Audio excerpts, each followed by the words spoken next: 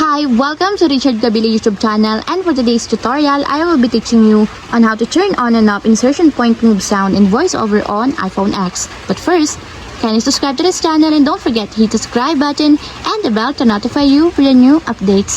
And let's start. Using your iPhone X from your home screen, first go to Settings. Then in the Settings, scroll down and find the Accessibility, then tap. Then in the Accessibility, go to Vision section and then tap the voiceover. Then in the voiceover, scroll down again and then tap the audio. Then in the audio, tap the sound and haptics. Then in this part, in the sound and haptics, scroll down and go to text editing section and then tap the insertion point move. Then in the insertion point move, find the sound, and as you will see, there's a switch button located on the side of it. Then all you have to do is just tap it to enable until it becomes green. And if you want to disable or turn off, just tap again the switch button, just like this.